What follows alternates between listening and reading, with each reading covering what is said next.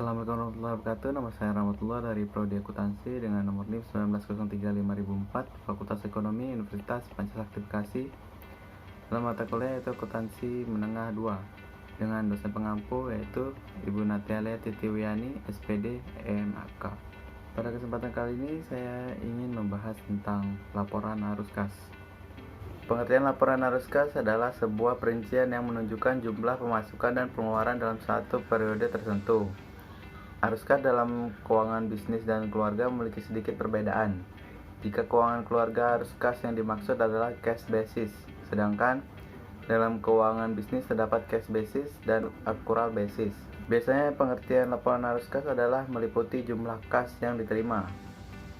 Contoh laporan arus kas seperti investasi tunai dan pendapatan tunai, dan jumlah kas yang dikeluarkan perusahaan. Tujuan dari laporan arus kas adalah menyajikan informasi mengenai penerimaan dan pengeluaran kas dalam suatu periode akuntansi. Selain bermanfaat bagi perusahaan, laporan ini juga memiliki manfaat untuk investor, kreditor, dan lainnya. Kemampuan entitas dalam mendapatkan arus kas. Laporan arus kas dinilai lebih baik dari data aktual untuk melihat kondisi keuangan perusahaan. Dengan laporan ini Anda bisa membuat prediksi mengenai kemampuan entitas suatu perusahaan dalam menghasilkan arus kas di masa depan. Transaksi investasi dan pendanaan kas, jumlah aset dan kewajiban bisa berubah karena faktor tertentu. Adanya pemisahan transaksi investasi dan pendanaan, maka Anda dapat mengetahui penyebab perubahan kedua akun tersebut. Kemampuan entitas untuk membayar dividen dan kewajiban. Adanya laporan arus kas, perusahaan bisa memastikan jumlah kas untuk membayar sejumlah kewajiban, seperti misalnya payroll gaji karyawan, pembayaran hutang, dan pembayaran dividen, pembagian laba pada pemegang saham. Selain itu, dengan laporan ini, investor bisa melihat gambaran arus kas dalam kegiatan bisnis perusahaan Anda. Keterangan di atas perbedaan antara angka laba bersih dan kas bersih. Informasi laba bersih dibutuhkan oleh pihak-pihak yang menggunakan laporan keuangan. Dengan adanya data laba bersih yang didapat perusahaan, maka bisa dilihat sejauh mana keberhasilan dan kegagalannya. Contoh komponen laporan arus kas, terdapat 3 komponen pada laporan arus kas, yaitu 1. Arus kas dari kegiatan operasi. Arus kas dari kegiatan operasi adalah arus kas yang berasal dari transaksi yang berasal dari kegiatan itu sendiri. Biasanya transaksi ini berupa pemasukan atau pengeluaran perusahaan. Contohnya adalah transaksi yang mencakup penerimaan uang dari konsumen, pembayaran hutang, gaji karyawan, pelunasan pajak, dan lain sebagainya. Kedua, arus kas dari kegiatan investasi. Arus kas dari kegiatan investasi adalah arus kas dalam bentuk pemasukan atau pengeluaran. Umumnya arus kas ini yang mempengaruhi investasi dalam aset non lancar adalah arus kas dari kegiatan investasi. Kegiatan investasi ini adalah yang berhubungan dengan aktivitas penjualan atau pembelian dari aktiva perusahaan. Contoh seperti transaksi yang mencakup penjualan dan pembelian aset tetap seperti peralatan dan gedung. 3. Arus kas dari kegiatan pendanaan. Biasanya arus kas dari kegiatan pendanaan ini berasal dari transaksi yang mempengaruhi utang dan ekuitas perusahaan. Hal ini umumnya transaksi yang mencakup penerbitan atau penghentian surat berharga, ekuitas, dan utang. Contohnya adalah penjualan obligasi, pembayaran dividen, emisi saham, dan pelunasan kredit dari bank. Metode pembuatan laporan arus kas. Terdapat 2 metode membuat laporan arus kas cash flow, yaitu sebagai berikut. Contoh laporan arus kas metode tidak langsung. Dalam metode pembuatan laporan arus kas tidak langsung ini, laporan arus kas disusun dengan 3 elemen. Pertama yaitu elemen dari kegiatan usaha yang diletakkan paling atas. Setelah itu elemen arus kas yang berasal dari kegiatan investasi dan arus kas dari kegiatan pendanaan. Untuk membuat laporan kas, ada 2 sumber data yang dibutuhkan, yaitu laporan laba rugi dari periode yang sedang berlangsung, neraca periode dari periode yang sedang berlangsung dengan neraca periode sebelumnya. Jelasnya berikut contoh dari langkah pembuatan laporan arus kas tahun 2019 dengan metode tidak langsung. Langkah 1. Data laporan laba rugi tahun 2019. Perhatikan contoh laporan rugi laba tahun 2019 berikut dari PT Sukses Berkarya bersama contoh laporan arus kas adalah dari contoh di bawah. Bisa dilihat bahwa pada tahun 2019 PT Sukses Berkaya bersama mendapatkan keuntungan atau laba senilai 19 juta rupiah. Langkah 2, mengumpulkan data neraca tahun 2018 dan 2019. Langkah 3, membandingkan kedua neraca. Pada kolom net change diperhatikan kegiatan selama 1 tahun. Terdapat selisih yang menghasilkan antara neraca tahun 2018 dan 2019. Kelompok aktiva, jika angka pada kolom net change positif tidak minus, maka terjadi pengeluaran kas, sedangkan jika minus, maka terjadi penerimaan kas. Kelompok pasiva, jika angka pada kolom net change positif tidak minus, maka terjadi penerimaan kas, dan jika minus, maka terjadi pengeluaran kas.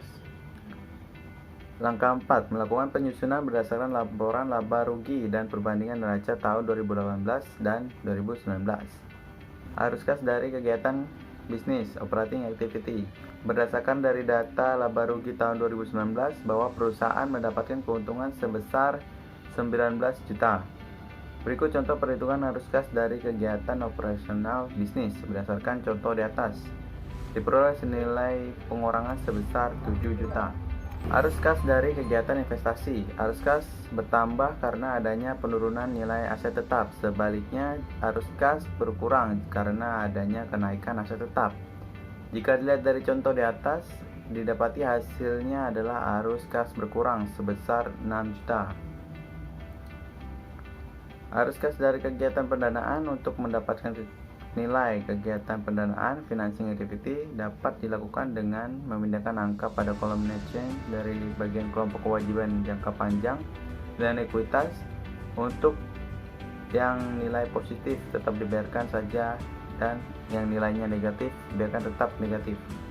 Kemudian jumlahkan semua nilainya. Pada contoh di bawah ini diperoleh penambahan kas senilai 9 juta rupiah pada laporan arus kas.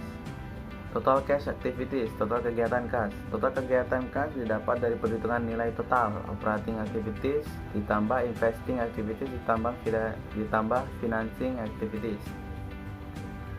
Pada contoh di atas diperoleh hasil penurunan kas senilai 4 juta. Cash beginning balance, saldo awal kas.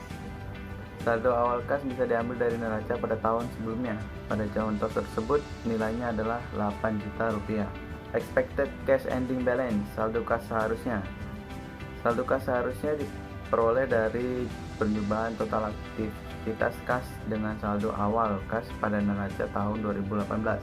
Berdasarkan contoh diperoleh perhitungan 8 juta rupiah kas neraca 2018 dikurang 4 juta rupiah penurunan kas, sehingga didapatkan hasil sebesar 4 juta rupiah. Actual cash ending balance, saldo akhir kenyataan. Saldo akhir kenyataan bisa didapatkan dari neraca yang sedang berjalan, yaitu neraca tahun 2019. Pada contoh tersebut nilainya adalah 4 juta rupiah. Jika hasil dari perhitungan saldo kas dan saldo akhir hasilnya 0, maka telah selesai. Metode langsung. Dalam metode langsung, penyusunan laporan dilakukan berdasarkan pada buku kas atau bank. Untuk menggunakan metode ini, Anda harus melaporkan kelompok-kelompok penerimaan dan pengeluaran kas dari kegiatan operasional perusahaan. Setelah itu dilanjutkan dengan kegiatan investasi dan pembiayaan. Contoh, jika diketahui data dari perusahaan dagang PT Sun Profit untuk periode April 2017 sebagai berikut. Kas awal 30 juta rupiah, pembelian persediaan barang dagang 20 juta rupiah, pembelian peralatan 1 juta rupiah, beban operasi perusahaan sebesar 3 juta rupiah, penjualan barang dagang sebesar 50 juta rupiah, piutang penjualan barang dagang kepada pelanggan sebesar 4.500.000 rupiah, pendapatan bunga 500.000 rupiah, penjualan mesin yang sudah tidak dipakai 10 juta rupiah, penjualan saham ke pihak investor 5 juta rupiah, pajak penghasilan 1.500.000 rupiah, pembayaran dividen 500.000 rupiah, pembayaran utang bank 200.000 rupiah, pembayaran beban bunga 1.000 rupiah, laba bersih 15 juta rupiah. Diminta buatlah laporan arus kas perusahaan dagang di atas dengan menggunakan metode langsung. Penyelesaiannya, PT Sun Profit Tbk laporan arus kas periode 30 April 2017. Arus kas yang berasal dari kegiatan operasi. Penerimaan kas dari pelanggan 50 juta, piutang dagang 4.500.000, pendapatan bunga diterima 500. Jadi total penerimaan kas 55 juta rupiah. Pengeluaran kas, pembelian persediaan barang dagang 20 juta, pembayaran beban operasi 5 juta, pembayaran beban bunga 1 juta, pembayaran beban pajak 1.500.000. Total pengeluaran kas adalah 27.500.000. Aliran kas bersih dari kegiatan operasi 55 juta dikurangi 27.500.000, jadi totalnya 27.500.000 rupiah. Aliran kas yang berasal dari kegiatan investasi. Penerimaan kas, penjualan mesin 1 juta, total penerimaan kasnya 1 juta. Pengeluaran kas, pembelian peralatan 3 juta, total pengeluaran kas 3 juta. Aliran kas bersih untuk kegiatan investasi 1 juta dikurangi 3 juta, jadi minus 2 juta rupiah. Aliran kas dari kegiatan keuangan. Penerimaan kas, penjualan saham 5 juta, jadi total penerimaan kasnya 5 juta. Pengeluaran kas, pembayaran dividen 2 juta, pembayaran hutang bank 10 juta. Total pengeluaran kas adalah 12 juta rupiah. Aliran kas bersih dari kegiatan keuangan 12 juta ditambah 5 juta, jadi totalnya 17 juta. Kenaikan kas, totalnya adalah 8.500.000. Dari mana 8.500.000? Adalah dari aliran kas bersih dari kegiatan operasi 27.500.000 dikurangi dengan aliran kas bersih dari kegiatan investasi 12 juta, dikurangi lagi dengan aliran kas bersih dari kegiatan keuangan 17 juta rupiah.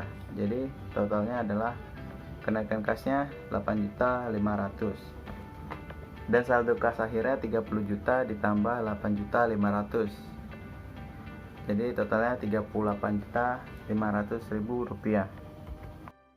Baik, sekian saya sampaikan. Kurang lebih saya mohon maaf. Terima kasih.